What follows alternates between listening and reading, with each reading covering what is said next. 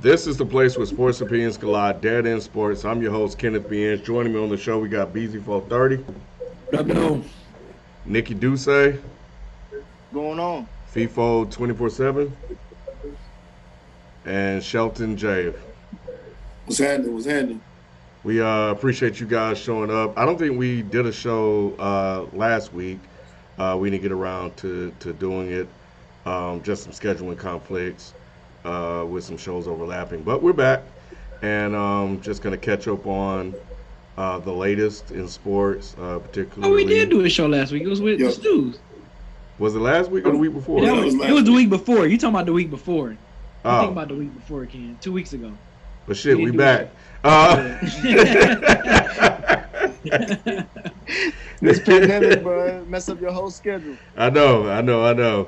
So, yeah, man. So we're gonna jump into it, man, and we'll take some questions from the chat too. Y'all hit us with some questions from the chat. We got a bit of a light rundown, so we'll listen to some of y'all out here or answer your questions. So, yeah, that's it. Nick. I mean, like you said, it's gonna be a light rundown. So the biggest thing, pretty much, I'm not gonna bury the lead. NBA's coming back. We've got officially a schedule and all that, but still, there's some controversy around it with the latest as far as Kyrie Irving asking the players possibly to sit it out for the rest of the season in protest with everything going on in this current climate in America. Shit, I want to ask y'all this: does Kyrie have a point? I think he does. And that's why I shared with y'all in the group the what Stephen A was saying, because I also think Stephen A has a point in his retort to what Kyrie is saying. Because if we look at it in an overview, the NBA is a distraction. It is a distraction to everything that's happening now with all of the civil unrest, with the numerous upon numerous unarmed black people that are getting killed in America. And we need people that have the influence and the voices that the NBA players, the NFL players, and the people that are in our society that are known. We need them to focus on that. I think that's the most important thing. However, their profession is the reason why they have that voice. And at the end of the day, you have to, what I'm saying, take care of business, so to say. And I feel what Stephen A is saying, because what is Kyrie standing for? Specifically, what is the game plan? What is Kyrie saying that they got to do? What is it that he's executing on? Like, what is he doing to truly utilize his platform? So I do have questions there. However, I understand the sentiment of where Kyrie is coming from and other players that feel that way. I'm 100% there. I understand it. But at the same time, it's, Steven Jackson is has a plan, has a mouth about it, but he's backing it up. You look at even entertainers. If we're talking about like Little Baby, you know what I'm saying. I'm not necessarily always. I don't always love all of his music, but the man is on the front lines. Where's Kyrie? Have we seen Kyrie on the front lines? Is Kyrie on the front lines? What are you trying to accomplish, Kyrie? Are you just trying to sit out because you don't want to play? Or are you truly, you know what I'm saying? And I feel bad I even have to question it, and I'm not really questioning it. I'm just saying, be more specific. Be more specific with what you are planning to do with your platform. And that I feel just like Stephen A with that.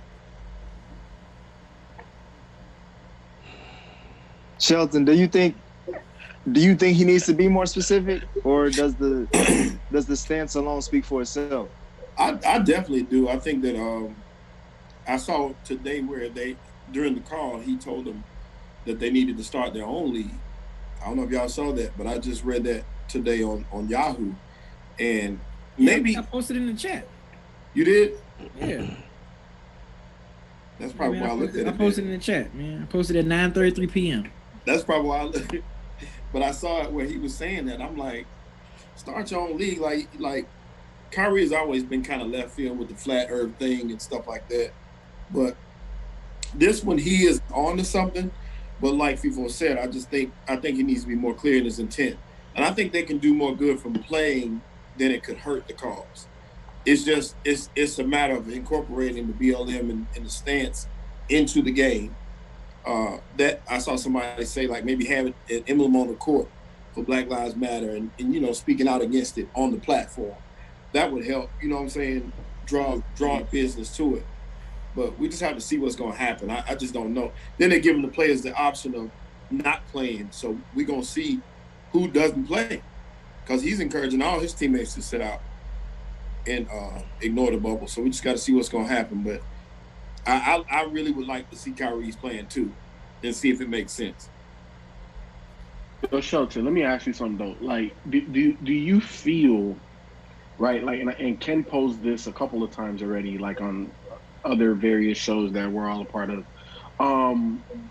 What is the difference between George Floyd and all of the other murders? Like why did this spark something? And I think at the core of it, there's a lot of different factors, but I think the main factor is everybody is home Yeah, with everybody in the house. literally nothing to do. Right, we watched so we all watched it together, and it all hit everybody that has a soul the same damn way. And if there was the NBA, there goes a percentage of people that ain't watching it. You know what I'm saying? The playoffs add a bigger percentage of people that is not into what's happening. So that's why I agree with Kyrie to a degree. And I don't know if bringing back the NBA is a help. I don't want to say it's a detriment, but I don't know if it's a help, because it does distract us. It does take us away from the focus. It does to a degree, and I think that's what sports were always meant to do. And I think that the smart sports leagues, they embrace those things. And they promote it. So I 100% agree. I didn't hear nothing about like having the Black Lives Matter logo on the court and stuff. I think that's super dope.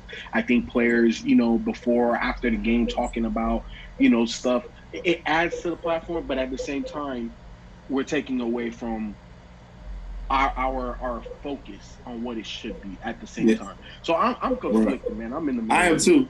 It's a catch-22 either way. I mean, we in certain instances we need distraction. Everybody been in the house, people getting frustrated.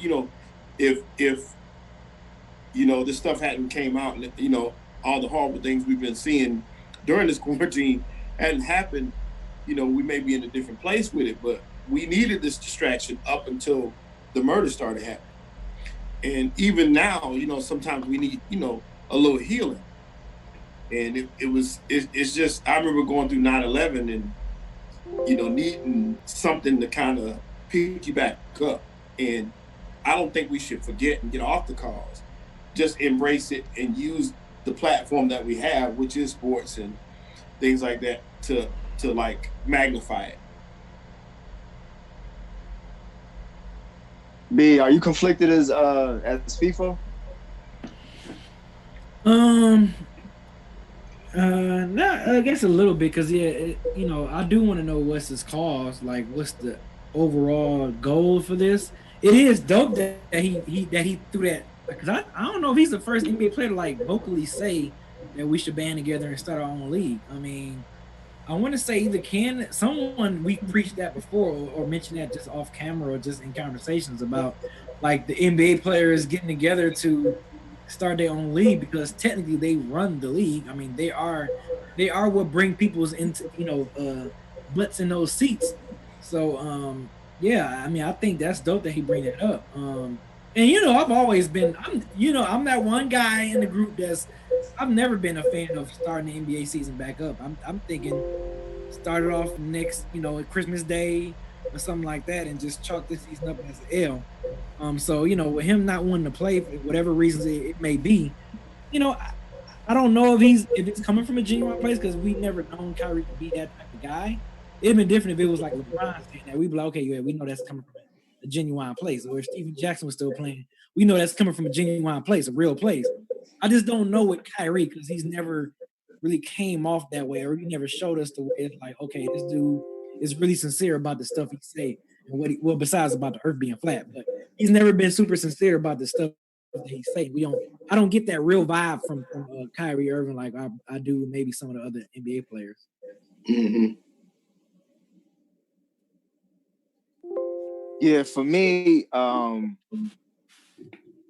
don't know. A part of me is like, this is the this is probably the only time that I've seen in a long time, maybe ever, where a lot of people, corporations, you know, just everybody is caring about black issues, or at least pretending to care about black issues, and a lot of stuff is getting done or looked at. What's up, Ken?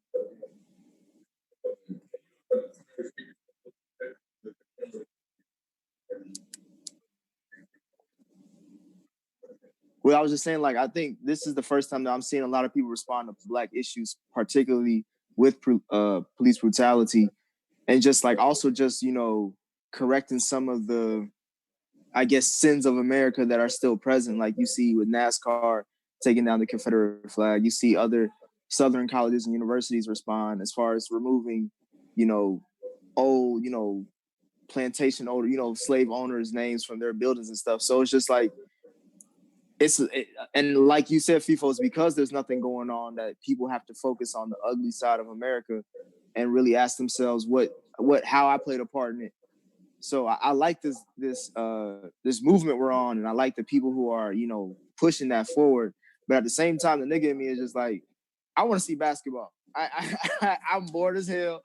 I don't really give a damn what you talking about, Kyrie, because it sounds like you just saying shit. Like first you saying the Earth is flat, now you talking about this. It's like I don't know what leg you standing on right now, and you are blocking me from seeing some good basketball, if anything, at least a decent basketball. So it's just like, again, the fan of me is like, I'm 60-40 right now, saying like, I don't really like, I hear what you're saying, Kyrie, but let's just play and then we'll see how y'all, be creative and as far as putting your message out on the court. But then another part is also obviously like saying like, he's got a point. It's really just basketball. It don't mean much in the grand scheme of things.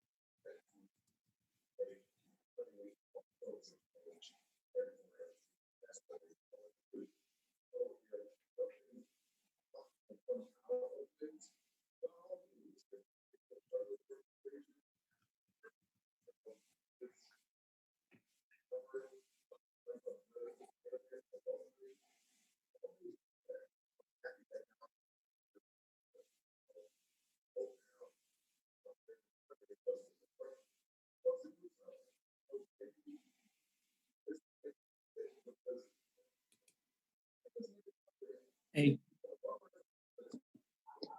LeBron. Hey, Ken. They saying they can't hear you on YouTube for some reason. Yeah, they saying that everyone's saying they can't hear you. Damn, they missed my great speech. Yeah, I was talking to him in the chat. I was like, we can hear him, but for some Yeah, reason yeah. they can't So hear the you. mic goes through two systems, so I can mute the mic in Streamlabs too. So that's why you guys can hear me on the front end, but on the back end it didn't go out. All I said, everybody, just to sum it up real quick, is that it's great that Kyrie feels moved to go to do this. I don't necessarily think this is the way. I hope he may find a better way because nobody's gonna listen to him. There's only one person they're gonna listen to, and that's really LeBron James. And everything that FIFO said in terms of finding something tangible to hold on to produce results. But you know So what though, Ken? But what's interesting? A couple things that you said. First, people profiting off of Black Lives Matter. Like I don't know anybody that's watching us on Betting Sports. When I last night, uh, my wife really wanted to go out there to protest the Rayshard Brooks incident that happened over there at the Wendy's that's not far from my house. And while we was out there, it made me feel a certain type of way. But I understand.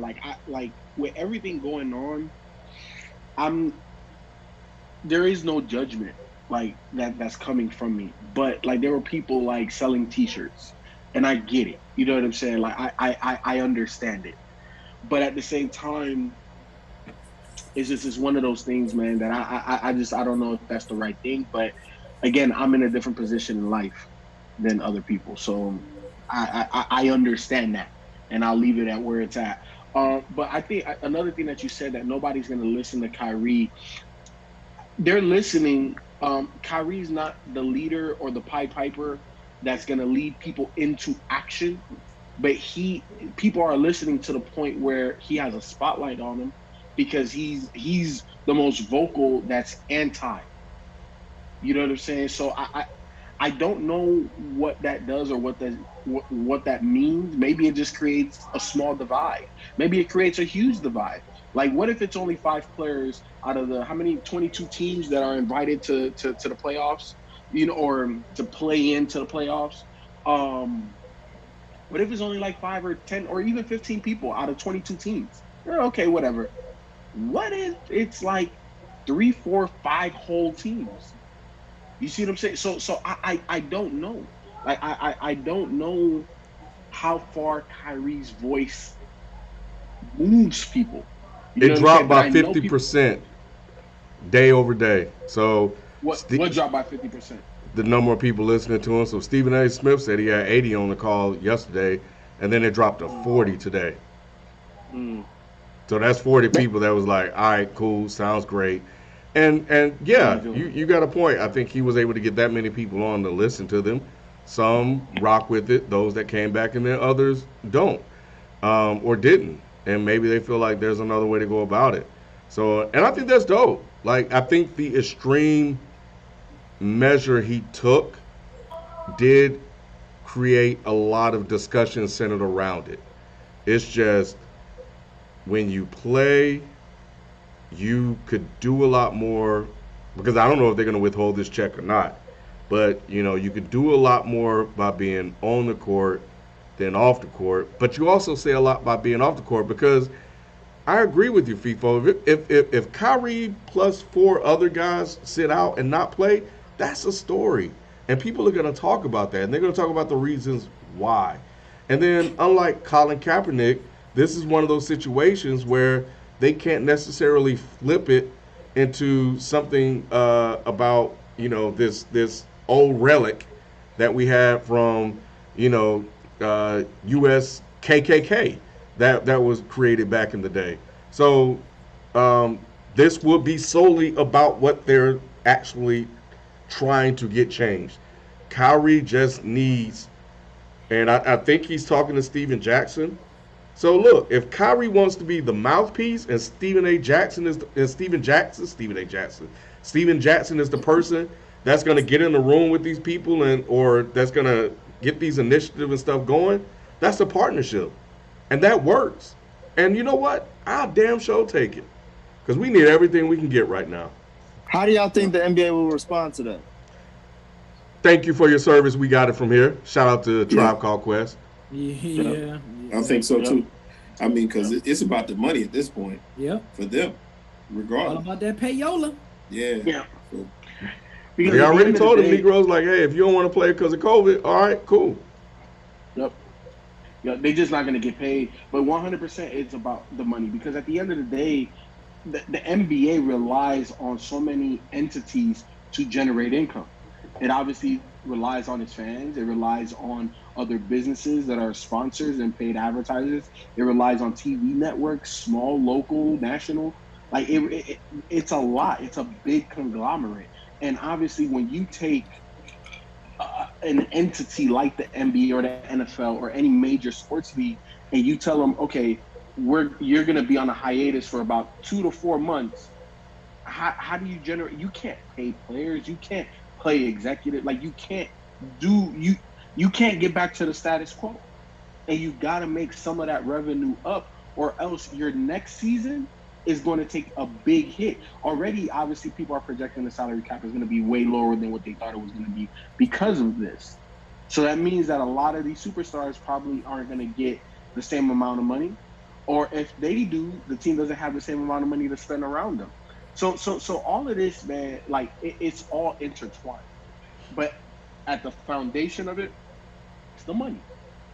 Yeah, yeah. and B to now what I did like what he said, and I think this is something that black people have been talking about for years. Like, why Mm-hmm. don't y'all have your own shit? Mm-hmm. And all they have to do be, and I say that in simplistic terms. I know it's not that easy, but I'm gonna just put it out here. Just holler at Ice Cube. He already got a league. Holler at him Right. and figure out how to start one that runs concurrently with that, or maybe expand that if you know he's sincere about it. It's Yeah. crazy Do you how think? Ice Cube like set the blueprint. Like, like out of everybody in black entertainment, Ice Cube is the one that because I remember at the time everybody clowned him on it too. Like it's not gonna work. Nobody's gonna do it. No one cares about it. And then like what? It took like 2 years for it to be like a legit conglomerate thing, or even they were talking about at the time when God rest the dead, Kobe Bryant. He may even come out and play a season or something like that. It's just crazy that He wasn't gonna it's play. Everybody, you believe that? Kobe wasn't gonna play. hey, Kobe was coming out of his shell towards the latter half after he retired. Kobe I was think not going to play. Not. Kobe was done He with basketball, man. He was not going to play. not all the way because he obviously coached his daughter's team and stuff like that. So he wasn't done with basketball, but I think he was done with the competitive aspect of basketball because the type of player that he was, it was going to consume him. There was no Yeah. way that he could just do that and then do everything else. Like if he was going to do that, he was going to be the best. He was going to average 50 and no 3-on-3. That was just going to be Kobe. So I think he knew that about himself, which is why he kind of stayed away. Plus, he was consumed, like you said, he was consumed with the league with his daughter. So he wasn't done with basketball. He was done as a player. Yep. yeah, And but because he nonetheless, couldn't be great. it's like Cube has shown that it can work, and that's just Ice Cube just dealing with retired players. What about the players that like who are active now? I think it'll be interesting to see if it will happen. I doubt it will though, because the guaranteed money and the system that's already set Yeah, up. right. A lot of people, they rather go the easy route than the hard way. Right. That's what I was going to say. I don't think that's realistic to expect most of those guys to walk away from security to start. Even though it would be a great thing to see. I just don't think. Realistically speaking, I don't think people will walk away from that much security and that much money. I don't see think them it good. takes. I think it takes the big dogs in the NBA to do it. I think it takes the guys with the superstar max contracts. I think it takes those guys because at the end of the day, all of the other guys they're gonna follow. They're gonna try. They're gonna want to play in the best league possible, and the best league is where the biggest stars are at. Where the James Harden is at, where the Russell Westbrooks, the LeBrons, the Right. ADs, the Kawhis. If you can galvanize 15 to 20 of the biggest stars, the top 20 guys in the league, it can work. And I think. especially, Oh, go ahead. And especially if you're talking about ownership stakes, because all of Right. these guys are multi-millionaires, all of them. All of them got more money than Ice Cube, or I'm not gonna say all of them. Some of them. LeBron got more money than Ice Cube, I believe. Maybe not. Somebody can fact check me. It is what it is. But there's a lot of guys that can invest into the league. And here's the thing, it's all but guaranteed to be good. Because if you're talking about having the top 20 to 30 guys already saying, hey, we're going to start our league, what do you think all of the other guys are? Do you think like all of a sudden, like the fifth or sixth or seventh best player on the NBA team is going to become a household name? No, the NBA would be watered down. And I know I've talked about this several times about creating their own. And I think now is the time. If any time is going to be the time, now is the time. We got a pioneer in Ice Cube that already has the blueprint. We have multi-millionaire um star NBA athletes. Even the people that aren't stars, they're multi-millionaires. Like they all can invest 2 million plus. And if we're talking about 100 people in the NBA investing 2 million, that's 200 million. Come on, man. Yeah, I think you can. I think that's a nice starting point. I don't think the NBA even had that much money And back when it maybe started. not even start with maybe they just become investors and they get the up and coming guys, that's on the way to become superstars. I know they want to That's play in the league, but this can't be a yeah. short term thing. It has to be like a 10, 20-year Long plan. term thing. Yep. Right. Yep. I think, more realistically for me, I think it should, hopefully it's an awakening and it makes the stars of today focus on ownership more so. I think Jordan becoming an owner sparked something in those guys, and I think they have greater plans. Maybe that was Kobe's plan at some point, but ownership and not necessarily. I don't know if the answer is starting a new league because I don't know. Like I said, once again, I don't know if we can get everybody to do that, but pushing for ownership to where we have multiple uh, players of today and stars of today become league owners. I think that's how we generate more change by changing the face of the ownership. Yeah, no, I agree. I just know one thing. Maybe Ice Cube ain't the person they need to go holler at because he done pissed off all the Jews. So he may not be able to get Yeah, he sure money did. or any damn thing. Because that motherfucker's hot. They mad as hell at Ice Cube right now. He ain't backing down for nothing He either. ain't backing down either. He ain't backing down. So maybe they need to wait till that simmer down. Till maybe wait until it is a good day for him. I was gonna say he gonna be a silent partner. Okay, nobody For real. if they work with him. Mm, But yeah. are y'all excited still for the NBA season, even after hearing all this news? And I B, I know you still mean, shaking your head. yeah, it's like, I mean, yeah, of course, like the person that loves basketball and loves the sport. I mean, and we finally have some form of a sport that we enjoy to watch coming back. I mean, that part is cool, but again, it's just like I'm just worrying about like the quality of play, and I don't know. It just start on Christmas Day. I just don't feel right. This should start going like this. I mean, I understand you want to have a conclusion of a season and you want to have a champion and all that stuff, but I don't know, man. I say it's more important things to worry about than the damn NBA championship right now. I feel you, B. Kid, what's I up? feel you. Man, But y'all this is some damn grumpy young old ass men. Everyone said young old ass man. Yeah, I mean, at this point, it's because of all the shit that's going on that I want the NBA to be back. Like, I just want to have something else to talk about than all the craziness that's going on, not even just in Atlanta, but just in the world. I need a distraction. Like I already watched through all my shows. We damn near running out of topics on frames. we about to just open it up to everybody, just ask us questions because it's just like it's gotten to that point of life that we need some good days. Speaking of Ice Cube, shit.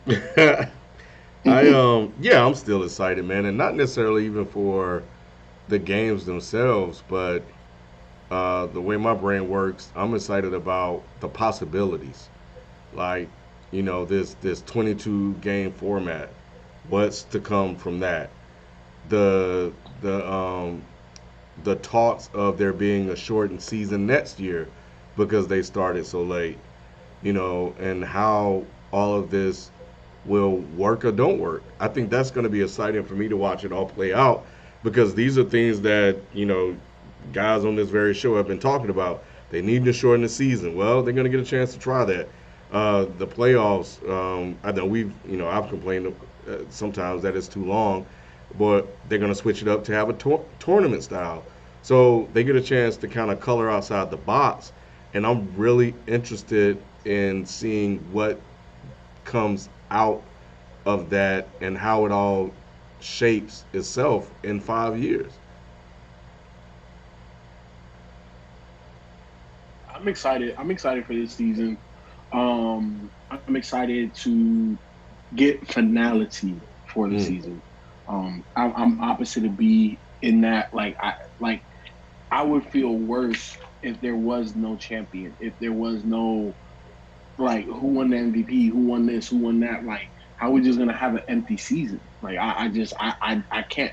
I don't believe in that because I believe in the history of the league. So to fulfill history, we have to finish, by all means. So to me, I'm excited about that. And like what Ken said as well, like I'm excited about the possibilities because we have to look at changing the NBA structure now. Just because, like, obviously the guys have had some time off. They're healthy. They're gonna come back. They're gonna play. But then we're looking at like what, like 2 months, and then boom, they're right back at it. So you're gonna have to tweak some things. So I'm excited about that. But I'm more so worried about overall public health. When we look at the COVID numbers, they're spiking again. And if we open up, obviously the NBA is not going to have any fans there. To my knowledge, I don't know if they changed that just yet, or they may, have friends and family. I'm not sure what they're going to do. But the NFL is full blown on like, hey, we're going to go through with the season. I don't know if y'all saw that the Texans and also the Cowboys, I think it was like 15 plus players on each team. Tested positive for COVID. So what does that mean? Like are we gonna, is the new normal means that we're just gonna, be asymptomatic, and just play and then obviously spread it?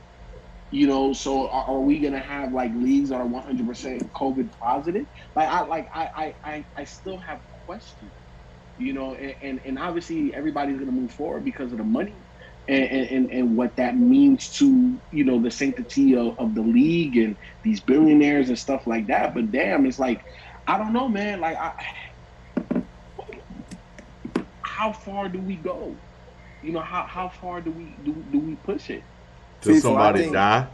I'm about to say I think these owners and the commissioners and all that, they got that Ivan Drago mindset. If he dies, he dies. Like they they are gonna keep pushing because they don't like to cancel a whole year of sports. That we probably don't even really understand the economic value that is as far as what they lost. It's tremendous.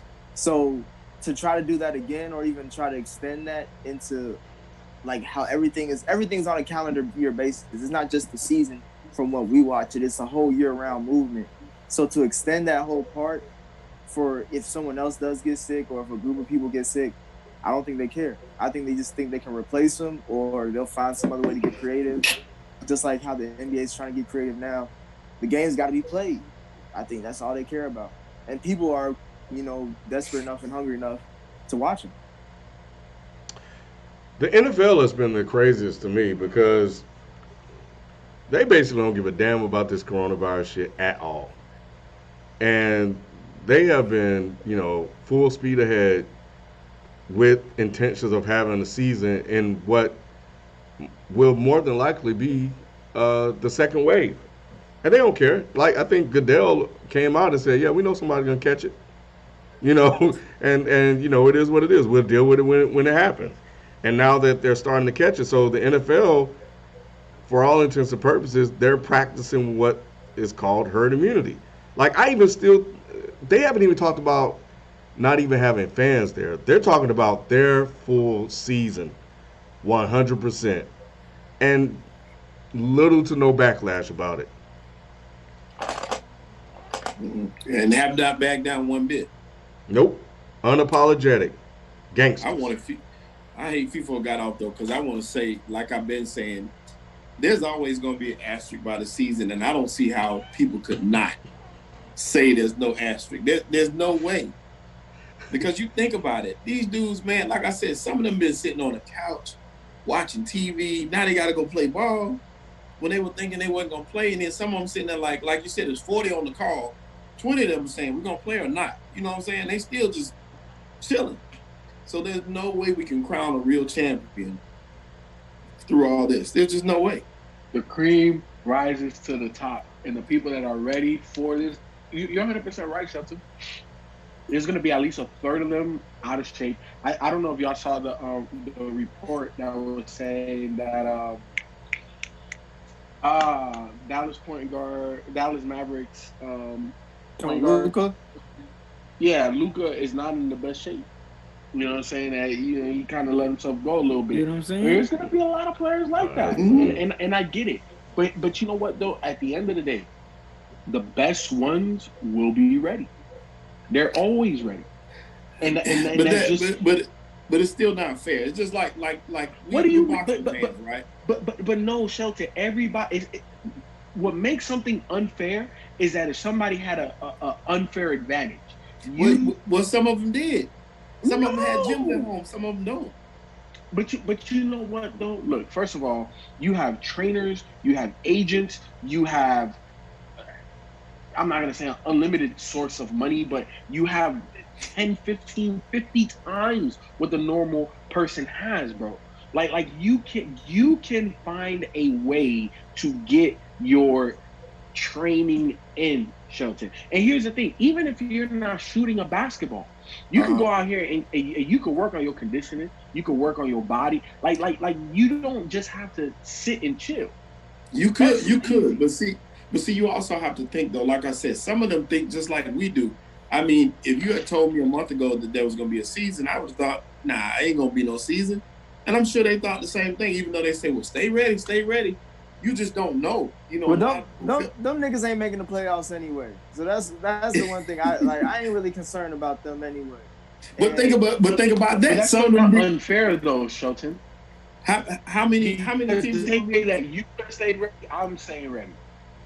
But see, if it, like I said too, we're gonna let it's 22 teams in the tournament, right? In the 22. Yeah, it's 22. So even a month ago, once again, out of those 22, some of them didn't think they were gonna make the playoffs. They didn't think, some of them thought they were gonna be at home.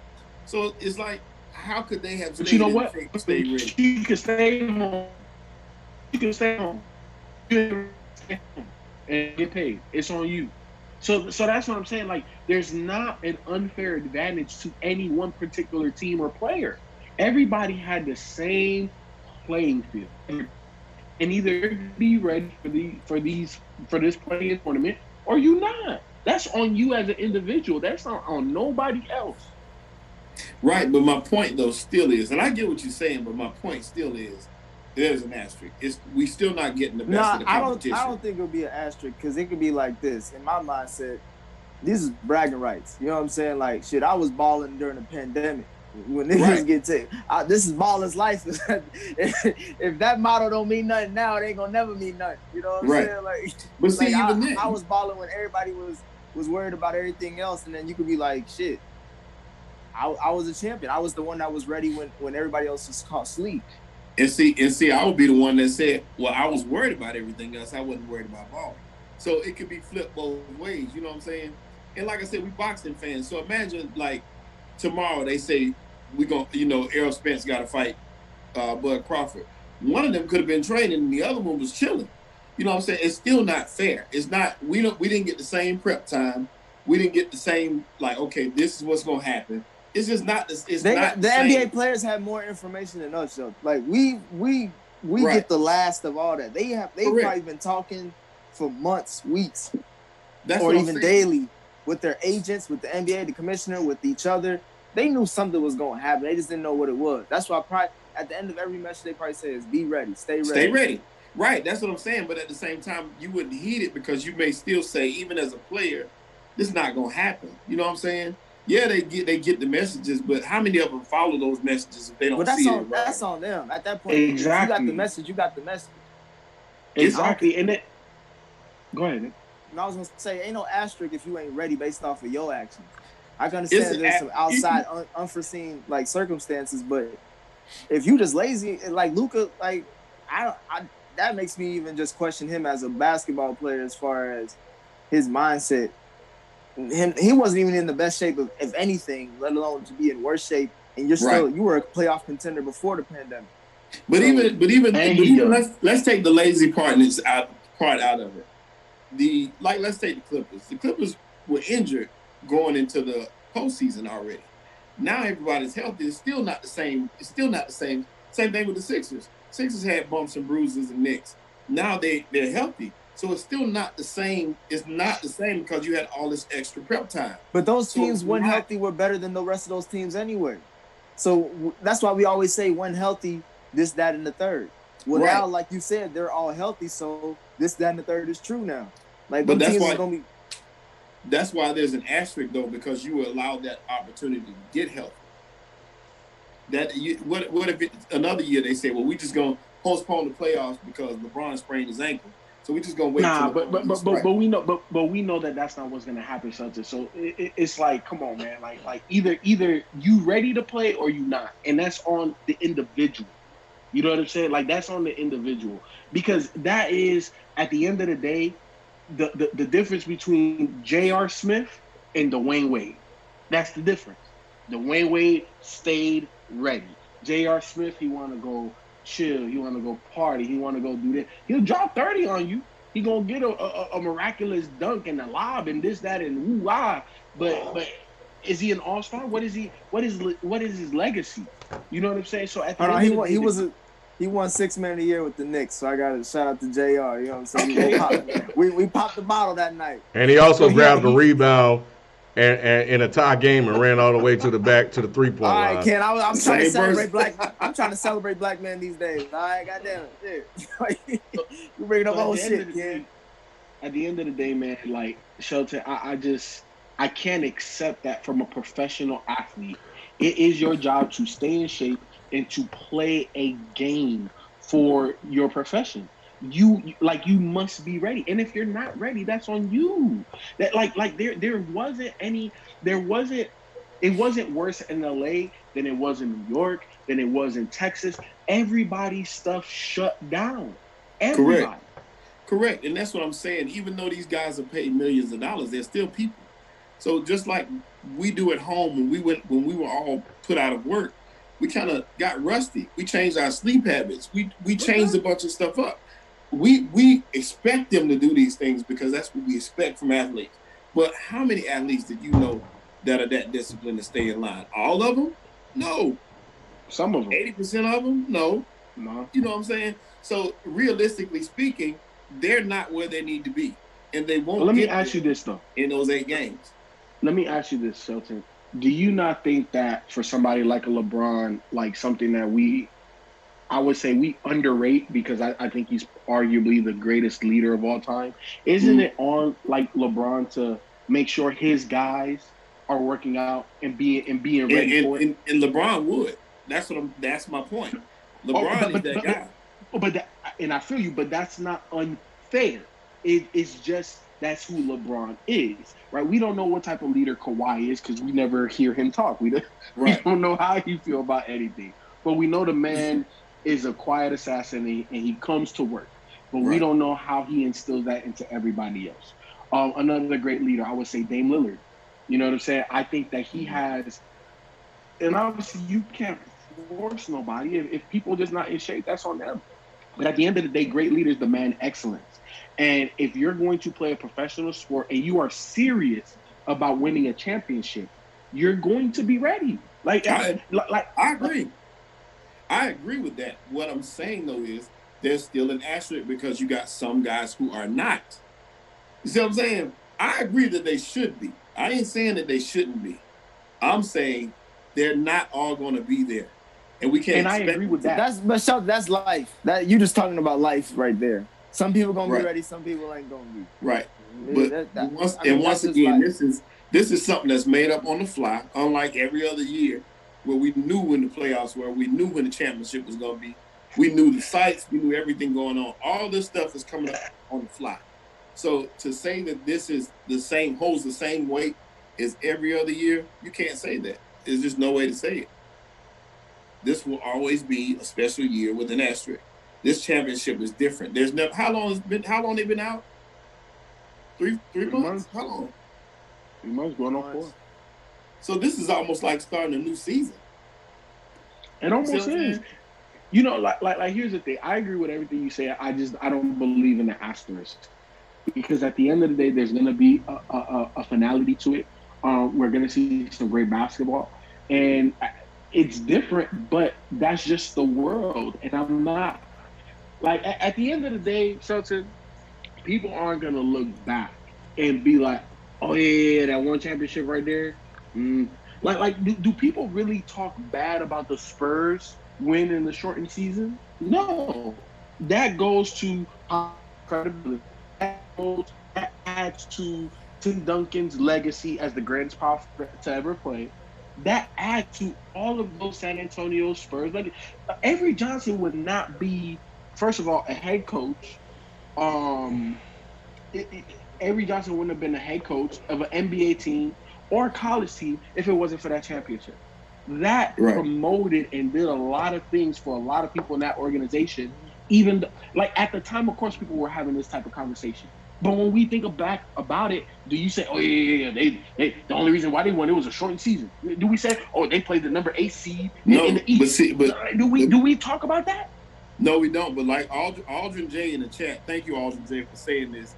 He just said there's going to be an asterisk either way because it's played on the neutral court with no fans. How could you not have an asterisk for that alone? Just for that, all the games in one spot. This is this street ball. I thought the game was about basketball. I didn't think we needed the fans and all that. That has nothing to do with what's going to be on the court. As much as we want to say, the fans, yeah, of course, home court advantage does mean something when it comes to if you're traveling, but ain't nobody traveling, so you take home court advantage out. Can you hoop? That's all I want to see is can these niggas hoop? If they ready, they ready. If they not, they not. But if you ask any player, the fans make a difference. Anybody that's ever played in any league will tell you that the fans are very and that important. difference has been removed. No one gets a benefit. No one gets any detriment because of fans. So that's removed. And it's very marginal, Shelton, because nobody wins because of the fans and nobody loses because of the fans. Now you can have momentum swings. You got momentum swings, and it can help you, but it's not the root cause of why you won. I don't think the fans are ever the root cause of why somebody wins or loses. And I don't know about that. I don't know. I see somebody on the line. Name me 3 instances in basketball.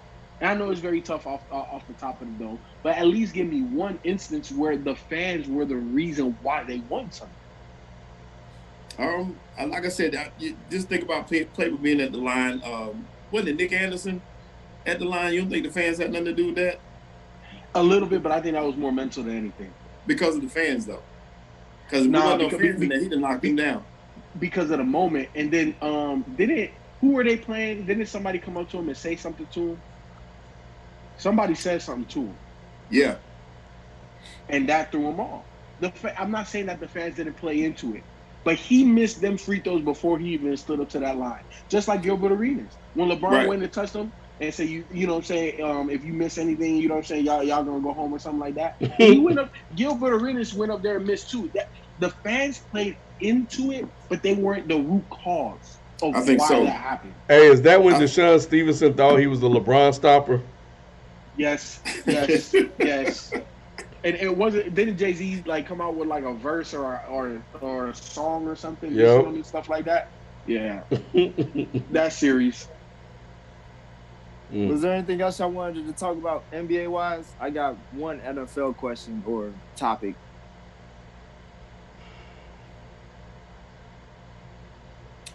I think that was it. I will Yeah. say that I just pulled up that Matt Barnes said Kyrie needs to stop bullshitting. Kyrie wanted to go to Orlando to support his team. They didn't let him. So then he flipped the script talking about I'm gonna give up everything. Bro, you can give up everything and do the Maya Moore shit if you really want to, but at the same time, sitting out without a cause or purpose defeats the purpose. Stephen A. Jackson defended. I mean Stephen A. Jackson. I keep saying this shit. Stephen You doing that on Jackson. purpose now, man. I want to meet this dude. So Matt Barnes is saying there's some underlying reasons why Kyrie's saying this. Stephen Jackson said that Kyrie's been calling him every day, crying about George Floyd. So it is what it is. I just wanted to at least report that part of the story before we move on. Yeah, I guess that's a developing story. We'll hear more about that as time goes on.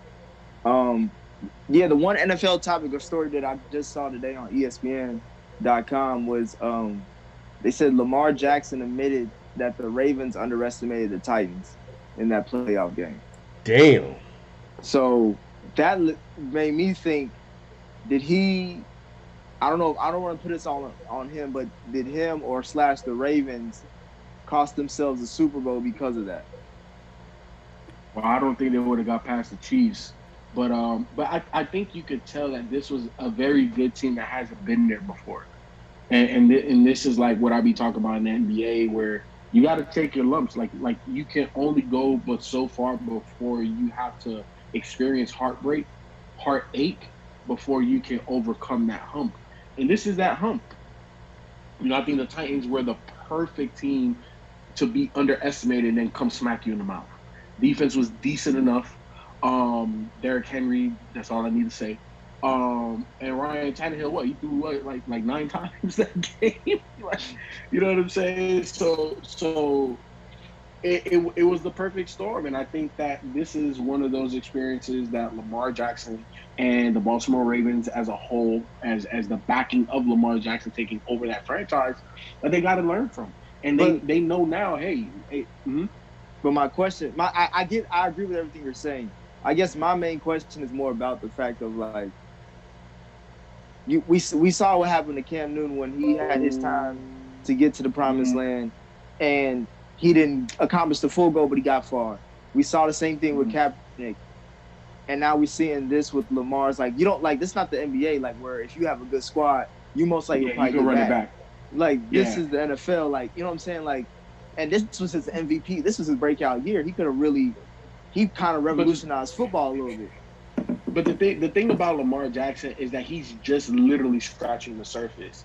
And if he continues on the progression, he's only going to get better. Where Cam Newton was already past his apex. You know what I'm saying? Like when he finally got to the Super Bowl, you could arguably say he was on the decline at that point. He wasn't getting any better. Who else did you just name? Well, I was saying like Colin, like I'm saying like the Colin Kaepernick, another one. Yeah. Another one, right? Like Colin had a very low ceiling. He extremely talented. Had a Michael Vick syndrome where he doesn't know how to take stuff off of the ball. Everything was a damn cannon. Everything was a laser. But a very small ceiling. Great if you put him in the right scheme, but very limited ceiling. And we saw that. So was he still ascending when he with those 49er teams? No. The difference with Lamar Jackson is that he's still getting back. He's nowhere near what he could potentially be, and that's the scary part about it. And the other scary part about it is that the Ravens are truly building the team, the franchise, everything around Lamar to support his best abilities. So with that being said, I don't think that they squandered the opportunity. I think that if it wasn't the Titans, it would have been the Chiefs. It wasn't necessarily their time just yet. I think it was more so the Chiefs' time, because if you look at the quarterbacks, right, Mahomes as a passer is still about 2-3 jumps ahead of Lamar as a passer. And we're not talking arm talent. We're just talking about being able to control the game with your arm. Lamar does a great job of controlling the game with Lamar. Arm, legs, this, that, and the third. But Mahomes is getting to the point where now it's more mental, it's more cerebral. Lamar still feels like he's reacting to things. You know what I'm saying? So that's why I don't think that it was time. And also because of the other quarterback, the black quarterback that you just named, they already reached their peak when they finally got to a place where they could possibly win. Lamar is in a different, a complete different category. I hope he stays on the right path. I hope that they continue to help him to grow and get there so he can one day win that championship. It's just my only fear is that, now they're gonna be game planning for him. This was a dope year for him because he caught everybody by surprise. Going forward, we're gonna see them game plan for him a little harder than before. So I hope that his confidence is not shaken. I hope he can stay injury free and we can see him develop into what we think he should be. I would like to know, what did he say the first year he lost? Did he get caught by surprise then? Did he just not know about how the playoffs are different from the regular season? So what was the excuse then? Um, in regards He to wasn't this, ready. okay, He wasn't ready, Ken. all right. So I asked that because I don't look at this as a squandered opportunity. More or less, I agree with you, FIFO. I think this is just a lesson learned. And he knows now that when you get to the playoffs, you got to be ready and you cannot take your opponent for granted. And that's it. Like he won't make this mistake again. And as a leader, the quarterback, he will lead by example and he will pull people along with him. So he's just gonna have to eat this one and hope for the rest of his career that it don't come back to bite him. Yeah, and another thing too that I want to add to what I was saying, and Ken, obviously I agree with you. His coach Jim Harbaugh, he has a Super Bowl, so I think that there is a level of confidence that you come into every game into that locker room, and what you're preaching is that confidence, and not. I've never been around a coach that is going to necessarily talk down about your opponent, but you could be so overconfident that you believe everything that's coming out of that coach's mouth. And because Jim has already won, you're going to believe that. If you look at Andy Reid, think about what he's preaching to Patty Mahomes. Hey, bro, I've been doing this for a very long time. I done got very, very close with a lot of very good teams, and we couldn't get over the hump. Like, let's not squander this opportunity. So I think the messages were different in both of those locker rooms, even though we're looking at two quarterbacks. I'm not going to say the mirror image of themselves, but we're looking at the new version of Tom Brady and Peyton Manning. We're looking at the new AFC version of Tom Brady and Peyton Manning that they're going to battle each other, and they're the ones that's going to stop each other from winning Super Bowls. You know what I'm saying? And I think that message in the locker room this year resonated, and that's the reason why you saw what the Chiefs were able to do, even though they got behind. Right? Again, Patrick Mahomes as a passer is a little bit ahead, which is why you can give up 14, 17 points and still come back. I think that Lamar, if he continues on the progression that he was from last year, that same trajectory, this year is the year that, okay, we could be down 20 points and they're going to come back. And you're not going to be able to stop them. So I still think that they still need to build a little bit more. Obviously, they lost Hayden Hurst. I know that there's rumors about Antonio Brown. I don't know. Nobody knows what. But the Ravens ain't going nowhere, man. And I think Lamar is still going to get better and better. But I think this is a big year for them. I think that they need to get at least to the Ravens had a bye, right? Yeah, they had a bye. And then they lost to the Titans in the first round, right? Yep. Their first round.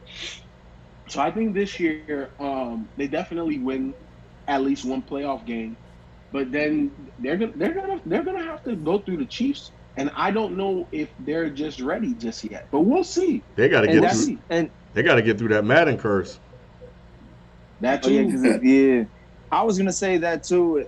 Ken, I thought you were going on a different angle from how you started as far as you were talking about Lamar. I forgot that he lost his first playoff game to the Chargers. And then to hear what happened that offseason, how they were talking about we're doing things totally different. We're going to shock the world, which they did to their credit. And then you go into this playoff game and you say you underestimated the Titans. FIFO brought up the point of Patty Mahomes ain't going nowhere. If anything, he's still probably still scratching the surface on his talent level. Within his own division, he still has Big Ben to deal with, and the Steelers with Mike Tomlin. We know Mike Tomlin. You give him any quarterback, he'll still go 8-8. Since he's got Joe Burrow, we don't know what his potential could be. And then you got the Browns. It seemed like last year was only coaching that stopped him from with all that talent of doing something really big. So it's just like as we going along throughout the years, the talent's getting better, the divisions are getting better, and we're still not even talking about the NFC. You don't get guaranteed Super Bowls, you don't get guaranteed playoff wins, you don't get like FIFA. I hear what you're saying as far as you got to get your butt whooped, but sometimes that could be a sign that I don't know. I think that you're not guaranteed anything in the NFL, and the chance that you have to take a hold of them because sometimes that's it. Like we saw you want to talk about old school, the Bills go to 4 Super Bowls, not win 1, and the Bills haven't been the same since as a franchise. I'm not trying to cap Lamar's talent or what he can do, but he don't like the team last year should have won a Super Bowl.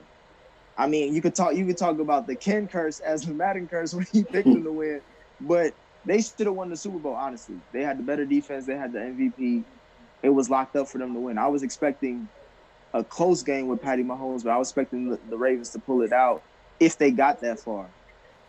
Because that's the opportunity. That's how much lightning in the bottle they had. And, like, Patty Mahomes, year to year, is going to be better than Lamar Jackson, in my opinion.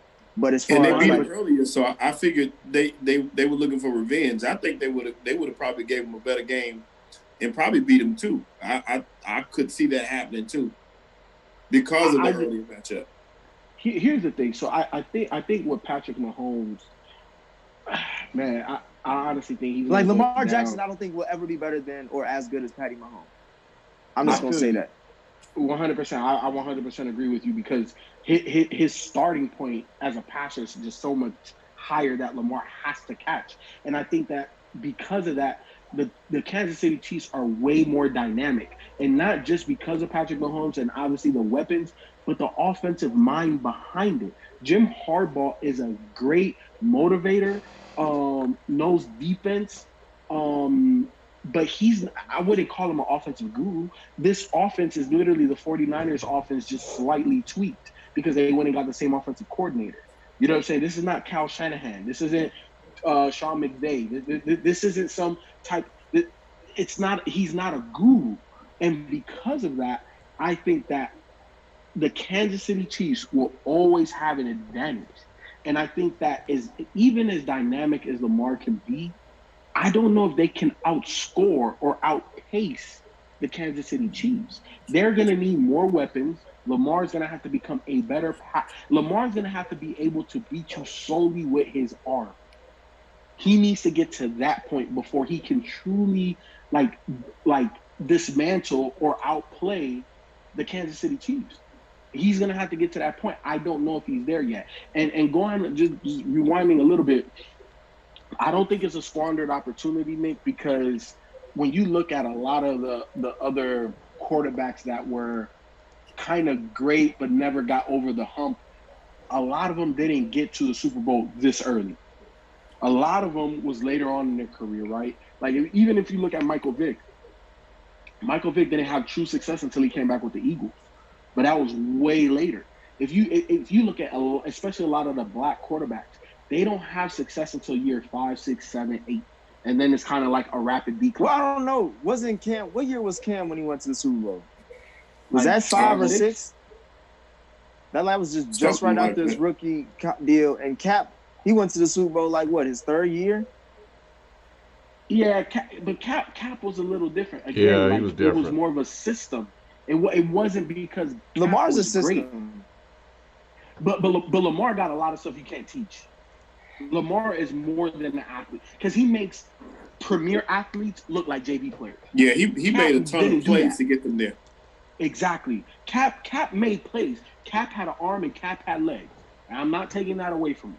But how many DBs made look DBs, bro? We're Yeah. not talking linebackers and we're talking about DBs, one of the most athletic players on the field, and Yeah. they look stupid next to Lamar. Lamar looked like a video game, and he made at least 4 plays per game, at least 4 that were game-changing plays within the game. So that's what was the difference in him and all these others, like everybody else. The only one you could compare to him in terms of that is Mike Vick. Michael Vick. That's the only one, bro. I ain't never seen what I saw with Lamar Jackson except for Michael Vick. And we ain't even talking about Michael Vick in the pros. I'm talking about Michael Vick in college. So that's how special Lamar was this year. Mm-hmm. He made grown NFL play, and we talking at all positions. We linemen, linebackers, DB, everybody out there at some point in time looked like you were still in high school, and this is the senior. That's all state. The won 2 championships already, and you just like a deer in the headlight. Oh, what am I supposed to do? And Lamar coming out here, gone. You can't teach that. You can't, man. Some of them jukes where he's running and he's all smooth, and all of a sudden in the corner of his eye he sees somebody, he just stopped. Come on, man. How many quarterbacks we don't see him do that? Now, Lamar is different. Lamar is special, but. Do you think he'll get to a Super Bowl within Patty Mahomes' prime? 100%, yeah. Yeah. Yeah. So you think he'll take down Patty Mahomes one of these days? Yeah. Mm-hmm. Yeah. I don't see that for right now. Yeah, because more than anything, we've seen Patty Mahomes come back down. What would you say, FIFA? You put I don't know, one of y'all said down by that shit was a fluke. He did it twice. Well, see, here's the thing though. Here's the thing though, Nick. He only got to do it for one game. So in saying that, you can win one game. He's gonna win. He's gonna win some of these battles. Patty gonna win more, but he's gonna win some of these battles over these years as we keep going. You know what I'm saying? And Patty's contract does come up first. I don't think he's gonna win by running though. No. He gonna have to evolve. He's gonna have to evolve. And that was the point I was gonna say. No running quarterback. A primarily running quarterback, meaning that we're gonna design him to run 15 times a game. That's not gonna win you no Super Bowl. You got to be able to throw the ball, and then not just throw the ball. You got to make the timely throws. Because I don't know if we were talking here, who I was talking to, but Jimmy Garoppolo and the 49ers would have won that game if he would have hit that post route. That was one play. And football don't come down to one place. It's several 4 to 7 plays in a game that kind of one drive. What happens. It's one drive. Football comes down to one drive. One drive. And that particular missed throw was the difference. Was one of the biggest differences in the game. And that throw that Patrick Mahomes made to Tyreek Hill to put him in position. That's the difference between making a catch and a freaking amazing throw versus not executing. And now you're not a Super Bowl champ. You know what I'm saying? So Lamar, like I was saying previously, he has to raise his passing game. It doesn't have to exceed or even be on the same level as Patty Mahomes. Because Patty Mahomes, like I said, I think he's going to take quarterback in. I think he's going to be this era's Dan Marino, where he going to put things so far ahead where you're going to be like, who's going to do that? But Lamar just needs to be better. He needs to be able to. He needs to play more than half of the season where he has less than 25 rushing yards. You know what I'm saying? 7 to 8 games, he has less than 25 yards rushing. And what I mean, like, you look at somebody like Russell Wilson. Russell Wilson is mobile. He gets away, he creates stuff, and Lamar has that too. But Lamar also has, and I'm going to take off a run and get this 50. He has to calm that down a little bit. He has to beat you with the arm. Once he gets to that point, the Ravens are going to be unstoppable just like the Chiefs are. But I don't know if it's next year. It could possibly be next year. I don't know. But once he gets there, it'll be even, neck for neck, between the Ravens and the Chiefs. We'll see. All right, Ken. Any questions from the chat? Well, I had a couple of quick things I wanted to hit. The baseball, the fact that there may not be a season actually, and Dr. Fauci came out and said they should consider not playing in October, and this all comes down to pay, money, and contract disputes. So, and a lot of players they're saying, well, not a lot, but there are players that got COVID. And what else? These are just some of the headlines. Did y'all watch the long summer? The long summer, the 30 for 30 with Sammy and Mark McGuire. I No, missed I that. haven't watched it yet. Yeah, it came out this past Sunday. Did you check it out? Yeah, I watched it. Yeah, I checked it out. I mean, it wasn't nothing else to watch. So yeah, I watched that. And it's amazing how you know baseball like look at that now and then look at that summer as like a stain in baseball, but technically it really brought baseball back to life during that time. I remember that summer night, baseball was everyone was paying attention that season. Everyone was watching baseball. Baseball probably had like some of its highest ratings in the season, especially after that 94 that horrible 94 where I think they didn't even play in 94. So like baseball was losing its lust. And in 98, it got his mojo back. And of course, Paul, the commissioner, he ignored it because it was bringing revenue for baseball. Like, then they try to go back and look at it like it's just such a stain or it's such a bad thing. You knew all them dudes was taking steroids. You didn't even address it and say nothing because it was bringing so much attention to the sport. That was so much attention that the sport had. And if you talk about a decade where it was pretty much dominated by basketball and football, that baseball was literally like up there, right there, just as popular. Just for one season, baseball was just as popular as football and basketball. And yeah, Paul Tannenbull didn't say anything because he knew it was bringing him revenue, and everybody watching baseball again. So hey, no pun intended, but the juice was worth the squeeze on that one. Yeah, that's the way he looked at it. That's the way he exactly looked at it, man. So it's just like looking at that documentary. It's just amazing how like they look back at that as like now it's such a stain on the league where actually at that time that was the best thing to happen for baseball. Like Mark McGuire and Sammy Sosa for baseball that season was like it's almost I ain't gonna say equivalent, but like it's similar. It was to how Magic and Bird like brought the NBA back to like its forefront. Like baseball was right there for that season because everyone was watching baseball that year. Like everybody was because King Griffey started out hot that year. He just kind of got cold, but King Griffey and Mark McGuire was going like home run for a minute. Like we thought we was about to be King Griffey Jr. versus Mark McGuire race for the home run record. But unfortunately King Griffey got cold and Sammy Sosa just started rolling and the rest was history. But yeah, man, that's crazy how they try to, snuff their nose at it. But it was important for baseball at the time. So yeah. And Sammy took it an extra step where he had cork in the bat too. Not only was he taking afterwards, yep. That shit crazy, man. Yeah, I was gonna ask you. People was watching it though. People was watching it. What was you saying, Nick? I was gonna ask you how Sammy looked. Oh yeah, bright as hell. He looked bright. Yeah, he looked bright as hell, man. But yeah, I didn't know he haven't since when the Chicago Cubs traded him.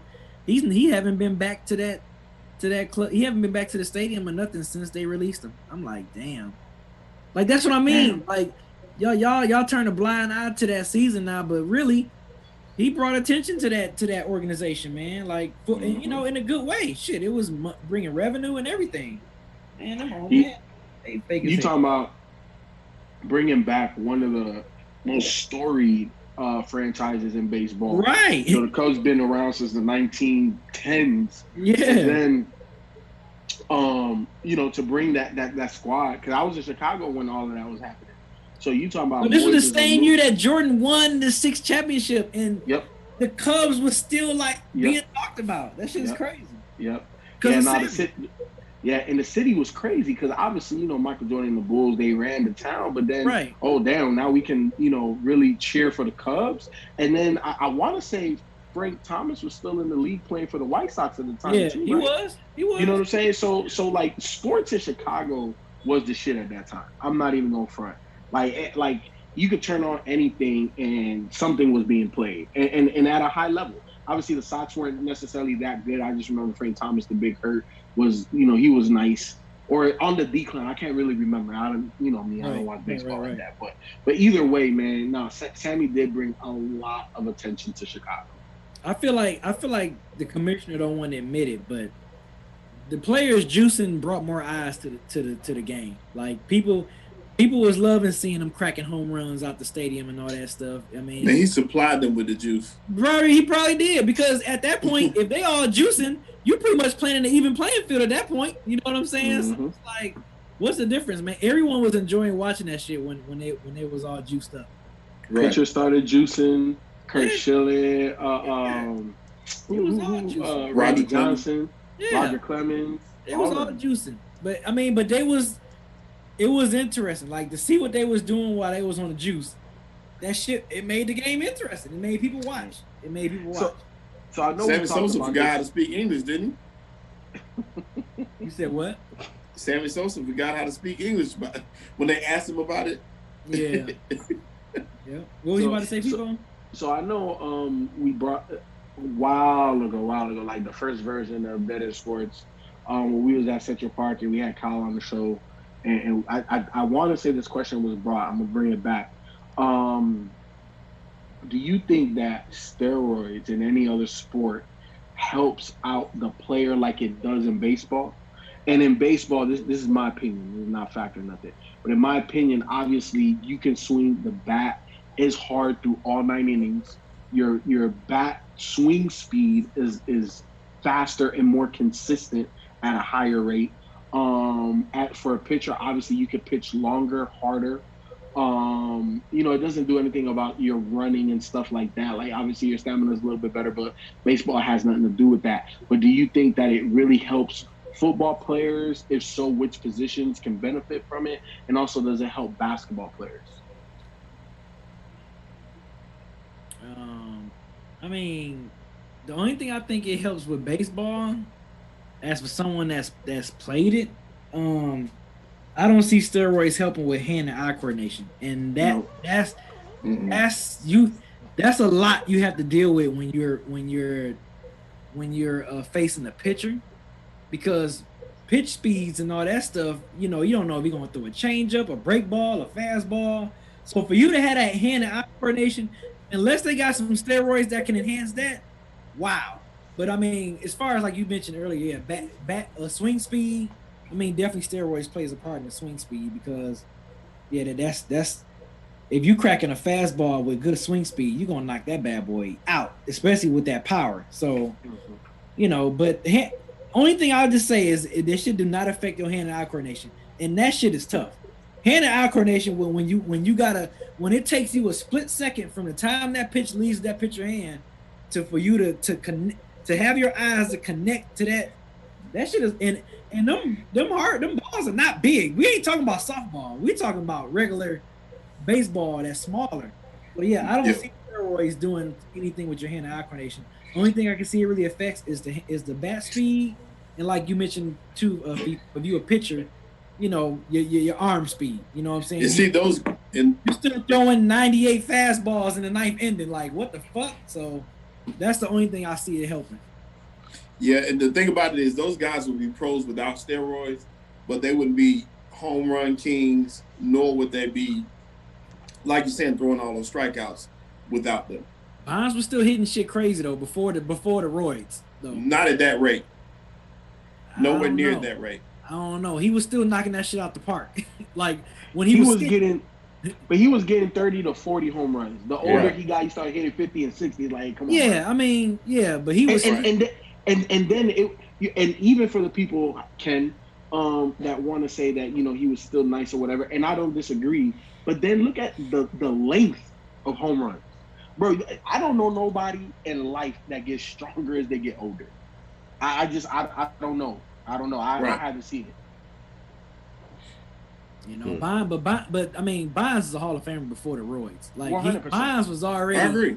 Bonds was already that dude before the head started getting big and all that shit. I agree. You know what I'm saying? His head got fucking big as fuck, man. When he cracked them home runs, he had 73. Oh It was big man. as hell. But yeah, Bonds was already Your that brain's dude. a muscle too. Yeah. He probably got big. I don't think, but Bonds never got. Did he ever like get caught? Nah, with he it? never tested. Nah, Yeah. he never tested positive. So he was the best. He was the slickest one. You know what I'm saying? So it's during that crazy whole era. if he never He got probably tested. thought of a master plan with that head. It's crazy that he's not. Because to me, once you let one of them in the Hall of Fame, you might as well let them all in the Hall of Fame Yep. at this 100. point. Like if you put Mark McGwire in, you might as well start letting them all in at that point. So answer the second part of the question. Do you feel that it helps other sports like football? And if so, what positions in football would it help? I would say To me, though, I would say offense and defensive lineman for Yeah, sure. yeah. If, Yeah, if it's based off strength, Yep. if you got a defensive tackle juicing, man, he probably gonna swim through them damn offensive linemen. If they Right. got the offensive lineman not juicing, like man, See, strength, stamina, and recovery, right? yeah. Yeah. So that's all positions. No, but Yeah, mainly, but I think it's gonna be the offensive lineman or the defensive lineman mainly. And running back. 100%.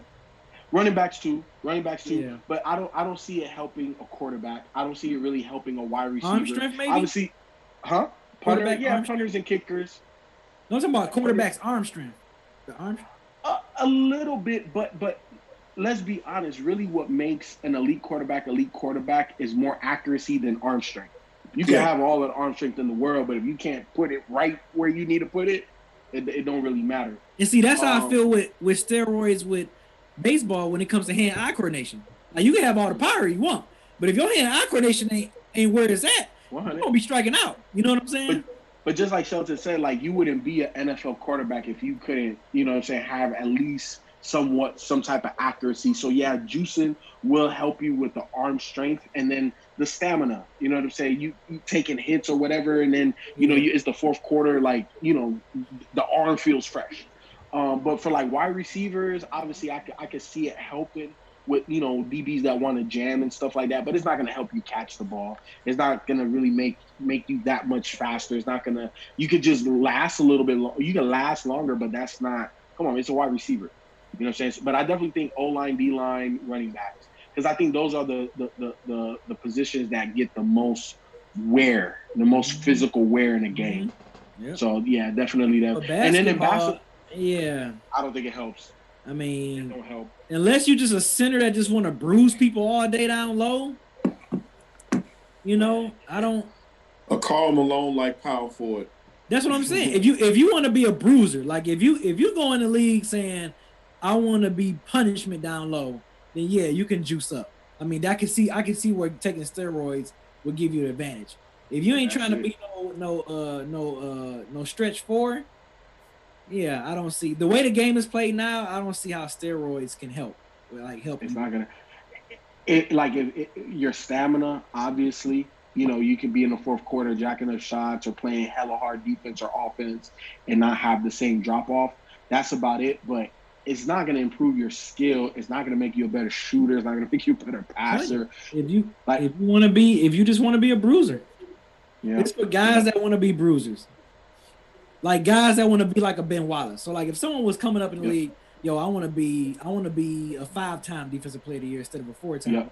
I want to be a bruiser down low. Like who would be the prime candidate for something like that? Like Stanley Johnson. Like if Stanley Johnson said, you know what, I'm a juice, and the LeBrons and all of these other guys in the league, I'm shutting y'all down.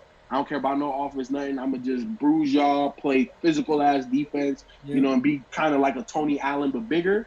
I get it, but basketball is so skillful, just like soccer. Like, come on, like okay, stamina, I get that, but that's it. Like it takes so much skill, so much foot-eye coordination that it doesn't matter how strong you are. It's not going to do anything. But it's not. But steroids aren't just strength. Like my brother just said it too. Like steroids are speed and recovery.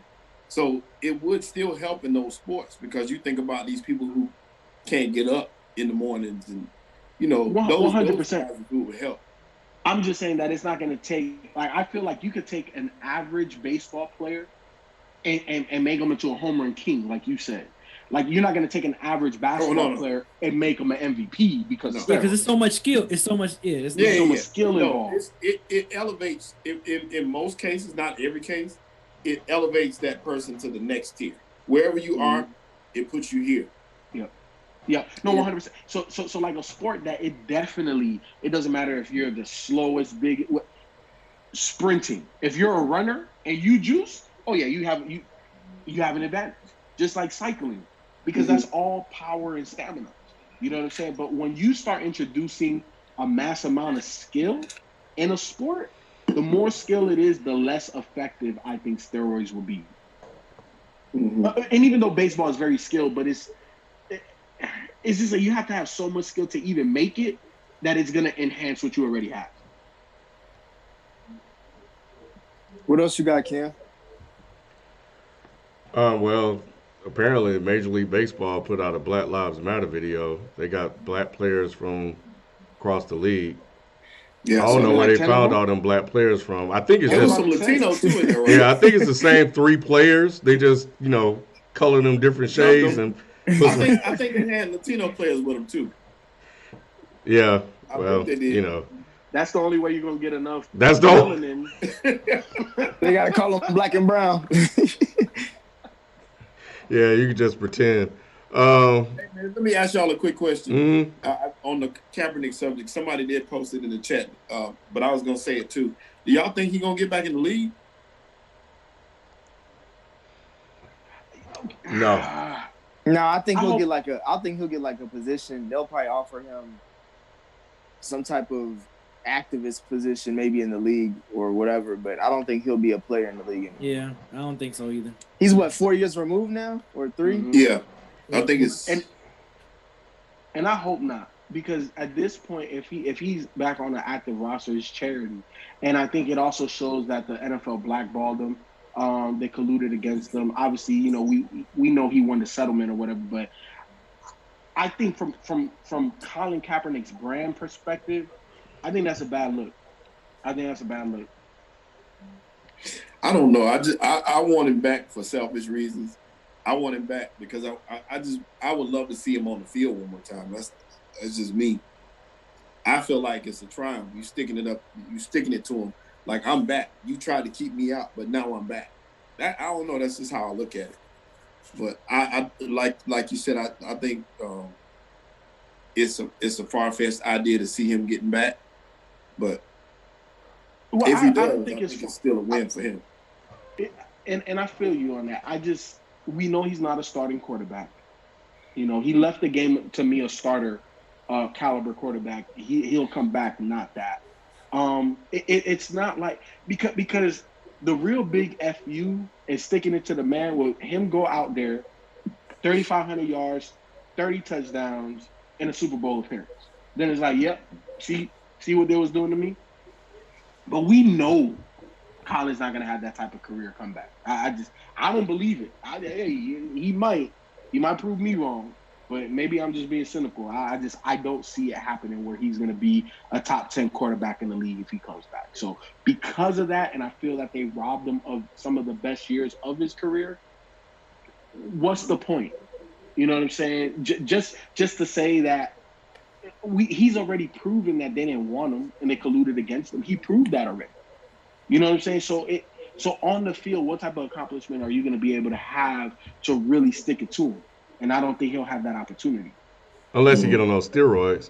Mr. T asked, in addition to that, I don't know if he has the other question, but he did ask while we're talking about Cap, what do we think about Goodell encouraging teams to sign Cap? I'll say that he has tried to get them to sign Cap before this happened, so this isn't his first attempt at doing it. I think it's just him trying again now that the world is a little bit more awakened. But I don't know about y'all, but I haven't seen an NFL owner say shit about what's going on. No, he ain't said nothing. Nothing out their mouth. Nothing out their mouth. And you know what, Ken, man? Look, bro. Everybody that listens to everything else we do, make sure you listen to Is the Mic Long, because this is going to be a slight regurgitation from that. But Ken, you can't tell me that Roger Goodell ain't know about all of the issues that Colin Kaepernick was kneeling about prior to this year. No, he He knew. knew that stuff. Hmm. Yeah. He knew that. You're the commissioner now, and I'm They not all saying knew. he probably they Right. all knew. So my thing is that if you knew back then, why did you play on the narrative of changing what Colin was kneeling for, and then now you want him back because it's good for business now? Yes. I have a very big issue But with Goodell that. was, but I don't know if you missed the first part, but Goodell was pushing for that before it was good business. But it wasn't directly though. Yes, it What was was. he what was he saying and doing directly to be like, hey, y'all, we should give Cap another opportunity? I think I Because have to he go was a find it, but he was working. It was reported that he was working behind the scenes to get him back on teams. It's the owners that were not down to do it because their spin was it would hurt the bottom line. the only person I know that helped that Don't truly even try to say help it. Cap get back. Yep, you already know, Mr. Sean Carter himself. He's look, if it wasn't for Jay, Get if it wasn't the for Jay, fuck he out of wouldn't here, even man. had that opportunity that they set up and all of that. All of that was instrumental because of Jay-Z.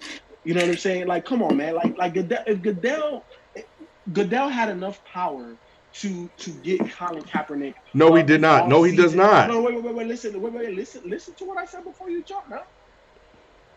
Listen to what I said before you jump. Goodell does not have power to sign him or to influence any team to sign Colin Kaepernick. But Roger Goodell can go on the field and get the media and be like, hey, let's go watch Colin throw the ball for a little bit. He could help hype Colin Kaepernick. He didn't do that prior to. Come Come on. on, You Ken. go to the I'm most gonna hold you brief. extreme examples. Ain't no way in hell This is Goodell's not. gonna go get Colin and a camcorder and put him on the NFL Why field and not? have him throw. Why not? Because what's that If gonna do Roger for Goodell anything? felt That's not gonna influence the owners to sign anything because they the one, as everybody say, pay him. He I works for understand, them. but He has you more know what it influence to shows. talk to them directly than to try some PR stunt. At the end of the day, though, Ken, if Roger Goodell truly felt that the owners were colluding, right? So what you're saying is that it's in Roger Goodell's best interest to follow suit with what the owners want when you know something is completely wrong. It's in his best interest to do what his bosses say do. Yes. See, no. See, no. Because now you want See, now you want Roger Goodell on both sides of the fence, Ken. If He he is is going on to both be, if sides of the no, fence. whoa, no. If he's going to be an ally, then he needs to always be an ally, and not just an ally when it's good for business. Did you or did The you bottom not? line Did is you or did you business, not though. say that he can't force them to sign And Cap? I didn't say that, but what I'm saying is that you could have promoted Cap. You could have been behind Cap. You could have been a voice saying, "Hey, I don't know why he's not signed." He didn't. He I'm was saying saying obviously those things. What were you gonna say, Shelton? I was gonna say for him it is business though, so he definitely has to play both sides. I mean, that's the bottom line. I mean, you definitely have his personal feelings about it, but he's not black, and he's the commissioner, so his job is whatever's best for business. That's the way he needs to be pointed to keep that job. So But but that's but, what he's but gonna here's the do. thing. But we know now that it wasn't necessarily the best thing for business. I think it would have been better for business to actually sign Cap. I think it would have been better for business to actually get behind the true reason why we were kneeling in the first place. That was what was best for business. The reason This why it wasn't good for business, the reason why it wasn't good for business is because you have white billionaires that don't give a damn because they don't have to live our life. That's why. And if Roger Goodell is an ally, then he needs to be an ally when he need when we need him most. So come on, we can't allow these people to play both sides of the either you're with or you're not. man, he was being an ally. He just wasn't doing it in the way that you think he should have done it. And the way that he was trying to do it had more weight and leverage than trying to trick and coerce the owners in there. He would have got his ass fired. Let me ask you Yeah. something. Plus Let me ask you something. Wait, FIFO. because Last thing I want to address that point is that it's easy for us to sit here and say that it would have been good for business to sign Kaepernick, but they have access to projections and business documents and analytics to say otherwise. So as business people, they got to make the decision based on the business analytics. So let me ask you something, Ken. Did we not just on Is the Mic Salon talk about how there are certain people in positions of power that were resigning? So wouldn't that been the biggest ultimate, like, yo, I'm an ally for what really matters is for Goodell to resign based off of everything that happened with Colin Kaepernick? Would that not have been? And do you think what would that have done for black people? What would that have done for Goodell to take this high road, this moral ground? Is Goodell more helpful behind the scenes, pushing for that as a white person, or fired, sitting at home collecting the check? But pushing what? Because at the end of the day, nothing changed. Nothing changed. I think quite a few things changed, and it's documented. And it was because of Goodell. It was because of Goodell. Yeah, he had something to do with that. Yes, the owners don't give a damn. Goodell is the commissioner. Goodell was the one that eventually sat down with Malcolm Jenkins and did the whole $44 million thing. Because Goodell was the job. one that. It's not because he wanted to. It's not because he's an ally. It's because he gets paid to. Because the owners don't want to, bruh. So which one is it? That's still an accomplishment. That's still some action that Goodell took. That the owners, he went to the owners and said, "Yo, we got to do something to help aid the cause." And they also got another $250 million. You can't say that he hasn't done anything. And if the majority of them racist white people in them meetings was like, "No, hell no, we're not gonna do that," and they're talking all of that stuff, resign. Because why are you gonna be the face of something that goes against your moral and your ethics? If that's truly what it is. But what would resigning have accomplished? What's more helpful? That not 250 is now $294 million going to causes, or Goodell sitting his ass at home. But you know what, Ken? What if we would have got them $294 million 4 years back? You got it now. You got it now. Like shit, we could say, hey, damn, I wanted civil rights before 1964, but we didn't get it. But are we thankful that we got the shit in 1964? I know I fucking am. But you know what? There was a lot of sacrifice that had to be had, and all I'm saying is right. And Colin was one. Fine, but what about Goodell? What about the owners? What about the people that have true power in terms of the actual league? Ken? So Goodell would have sacrificed himself and been sitting at home, and the $294 million would have been unallotted to black causes. Who says that? How do we know that it would have been unallotted? Because if they didn't give it to Goodell, why do you think they're going to give it to somebody that just came on the job? Because what if Roger Goodell resigned and then we had a black commissioner? What if that would have happened? I'm just saying. You laughing, but I'm just saying it's a possibility. Yeah, it's a possibility. One of the most. I can't even. You know good and damn well they're not gonna put a black man in charge of the league. Hey, but what I'm saying, but look, what I'm saying is that it would have been extremely selfless from Goodell to do that, and also to recommend a black person take over. They wasn't gonna listen to him. That's not realistic though at all. Give up $40 million for a cause that you're not directly connected to. I don't know. I don't know too many people that'll do that. Well then he's not truly an ally. If that's asking a lot for an ally, though. Yeah, you can be an ally all day, but you're not the person at war. Does that make sense? So it's kind of like I'm gonna support you, but not to my detriment. But then is that truly an ally? Because somebody that is on your team is on your team through it all. Yes, they're not gonna pick and choose. Oh well, you know that this conversation is a little too hot. Let me not. Come on. Yeah, they do. Yes, they do. Yeah, I was gonna say. Go ahead. allies are like they can walk with you, but they can't walk all the way as far as you can. Yes. Like you're at the end of the day, you're the one who's responsible for whatever happens for you. An ally is just someone who supports you through whatever you're going through, but they're not going to take you all the way there. Well, We can't expect Goodell to bring forth, I guess, civil rights or whatever. That's going to have to come from us. All he can do is just try to help support the causes that we got. Well, he ain't helped support it 3 years ago, so I don't know why he's trying to do it now. Hey, Black Lives Matter business is booming if you got that BLM tatted on you right now. You see, we all play Madden in here. We seen it all over the damn game as soon as you cut it off. 100%. But again, to me that's disingenuous. It comes down to the bottom line, and this is not about. But it don't hurt. It don't hurt though as far as marketing. It does not hurt. But that's a selfish thing. That's not helping the cause move. That's taking advantage of the movement. It's called business. It's called America. America historically has always done this. It's just a fact of the matter, man.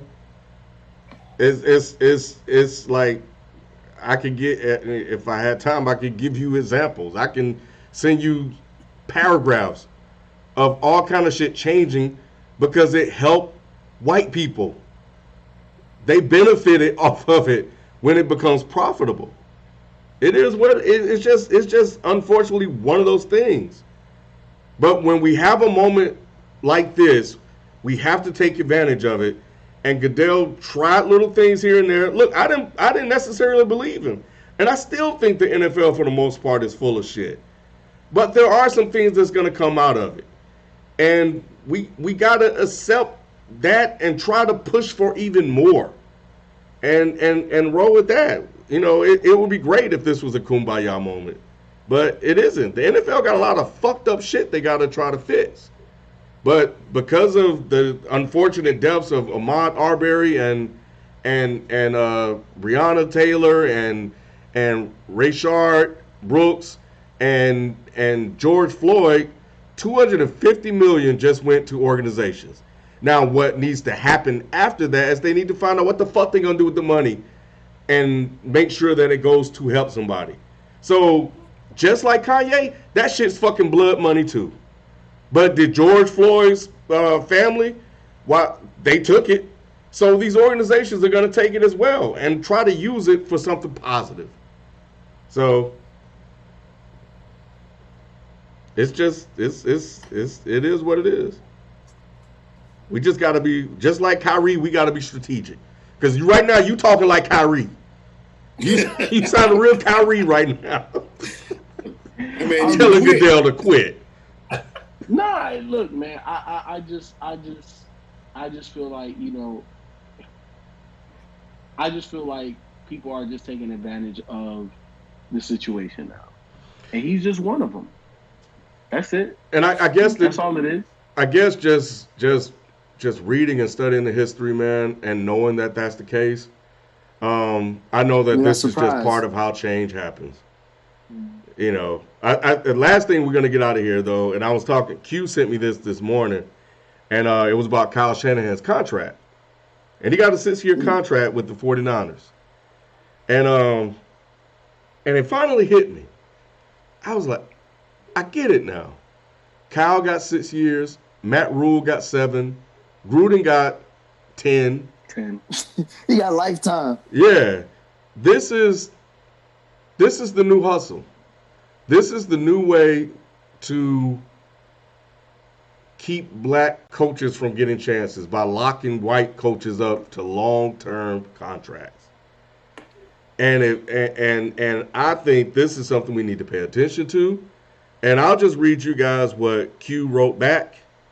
For those of you that haven't listened to this brother on George Floyd, on Is the Mic Still On? Take a listen to it. He's a very sharp brother. You guys know him on here for Dead in Sports, but we typically talk sports. We don't talk all the other stuff. But he wrote this. Under capitalism, unemployment is a built-in feature to control the behavior of laborers. Black coaches on short-term insecure contracts And then he said, for qualified black coaches, we function on a plantation logic. Think about soul food and how we had to make the scraps. Black coaches are given the scraps of the NFL. Todd Bowles got the Jets. Hugh Jackson got the Browns. Lovie Smith got Tampa. Caldwell got Detroit. They give us the garbage and they say, make it go, nigger.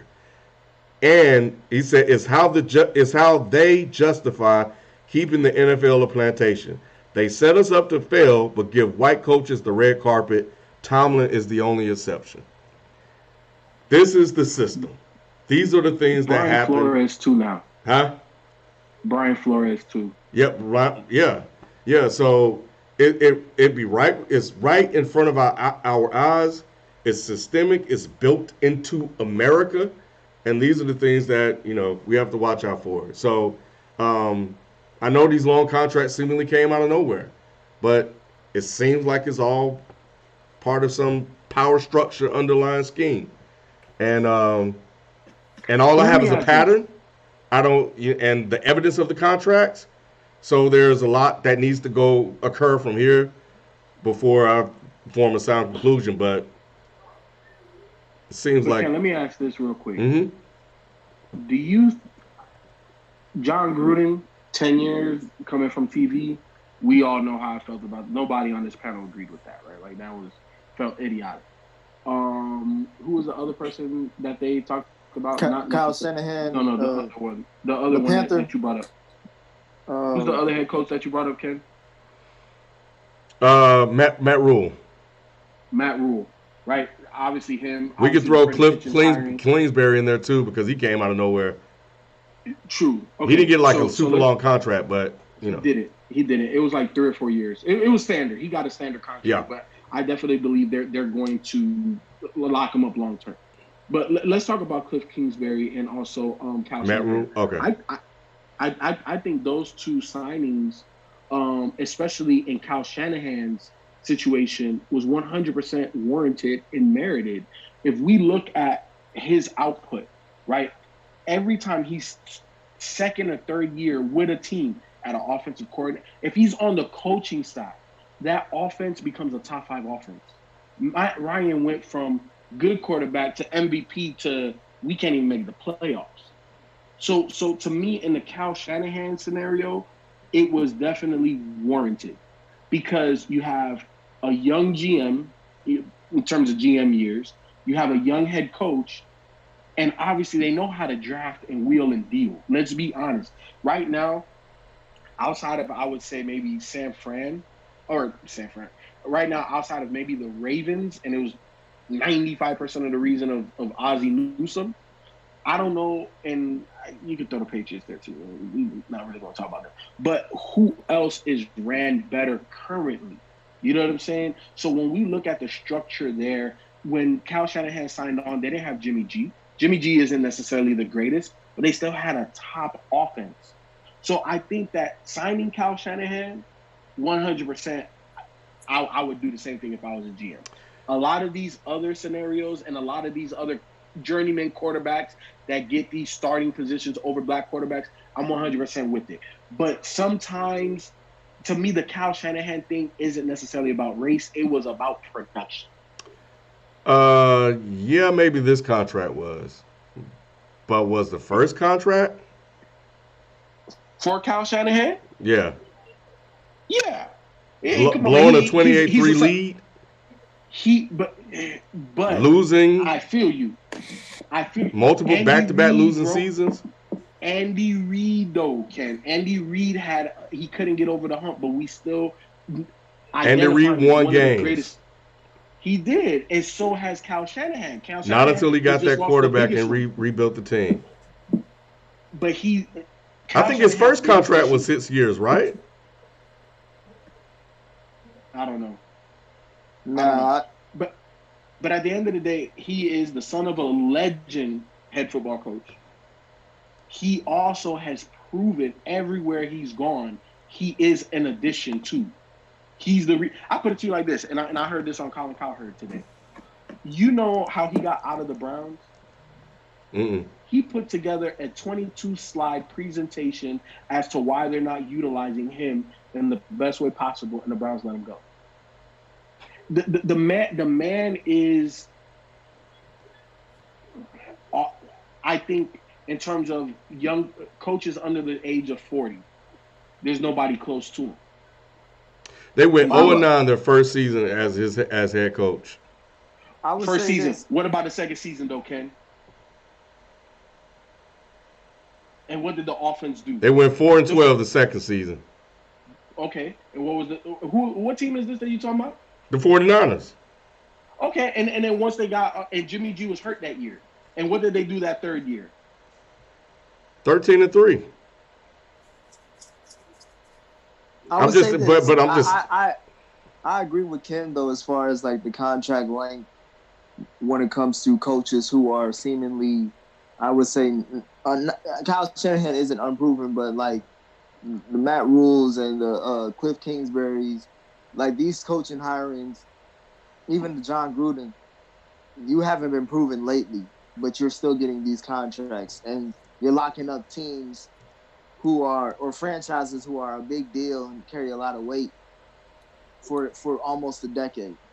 And then you look at Eric Bieniemy, you would think if someone who had his resume would be locked up to a 7-year deal already as well. So because he's not, like, again, these coaching positions, there's only 32 of them, and most of them are pretty locked up, if not by a Hall of Fame coach with an up and coming coach. There's not a lot of room for error for us as black coaches, whether it's head coach or assistant coach. So I do think that's an interesting point that Q brought up, and it's good to track. But I do think that Kyle Shanahan, obviously, he deserves his position, for regardless if you agree with his resume or not, is more proven than a lot of motherfuckers who got a head coaching job right now. yeah. And the first Yeah. contract was 6 years. Yeah, it was 6 years. And this new contract absorbs the remaining The last three, three.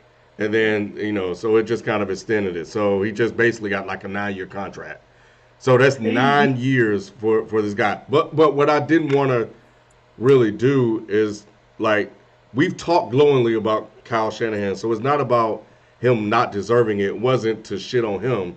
It was really to kind of just highlight like the length of contracts and the possibilities of this being used to keep other qualified coaches from getting a job, and to be honest, qualified or unqualified black coaches, because we're saying unqualified white coaches get jobs and they have to prove it. So that's all I really wanted to do. He went to a Super Bowl. He went 13 and 3. He went to a Super Bowl. I don't want to knock him and shit on him. But Gruden, he ain't done shit. Where he at? Matt Rule, Cliff Kingsbury. He just got there 1 year. But Steve Kahn didn't get that same treatment. But I don't want to relitigate stuff we've talked about on this show, over and over again. I just wanted to kind of make that point, and this is just something that will be an observation moving forward. I'm what you can. I'm what you can. Again, I didn't want to take away from the overall point because I 100% agree with you, but it's not 100%. Like not every signing is due to whatever.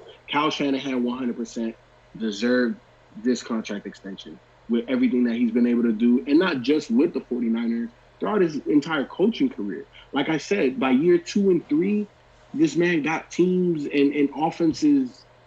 They take leaps and bounds. You know what I'm saying? So to me, Kyle Shanahan, and then I also say Cliff Kingsbury. He got the opportunity, and I also think that Eric Bieniemy should get an opportunity, and I think he will do great. But with Cliff Kingsbury, just look at, first of all, Kyler Murray was super short, super small, but they were good. And also, they were good for their first year together. Head coach, quarterback combo. Come on, to me, did they not exceed expectations for you, Ken? In terms of how good they looked. They were fine. But So to me, we're judging them after it's over with. The issue with him was whether he even deserved it in the first place. I know. So I feel you. But he didn't he coach like 3 Heisman quarterbacks? Three with Heisman losing quarterbacks records, I already. think in college, Heisman quarterback. and didn't do shit So with what does him. that mean? That means they had the talent level. That means he was a bad coach as well. That's all that means to me. Because the three Heisman, that means that they had the talent to get a Heisman trophy, but you need a good coach to get that out of him, and he wasn't that coach for either one of them. Well, I think college sports take so much more than professional sports because you have the added level of having to scout, not scout, Evaluate, Recruit. same thing, I guess. recruits. Yeah, You have to recruit people, and then at the last minute, a kid that you were game planning, like, oh, we're gonna do X, Y, Z. He decommits, he goes somewhere else. I think there's a lot more moving pieces with college, and that's not to absolve him, but at the end of the day, his first year was better than most head coaches' first year. Obviously, he got a quarterback that he can work with. We'll see what happens year two with the type of progression, but I think Cliff Kingsbury is also in a good position. But yes, the Eric Bieniemys of the world, you know what I'm saying? Come on, like, are we really serious right now? And like I was saying, Brian Flores is the only one right now that I feel that is on a solid ground. Like the Dolphins are like, yo, this is our guy, and we also seen it on the field too. You know what I'm saying? 1 year traded arguably their two best players in terms of Minka Fitzpatrick and also Laramie Tunzel, and for them to finish the season how they did, come on, man. I'm just saying. I'm just saying. I hear you, but Matt Rule, Cliff, There's a whole uh, bunch of them. who else? Damn, Kyle, all of them. And you know what they call that?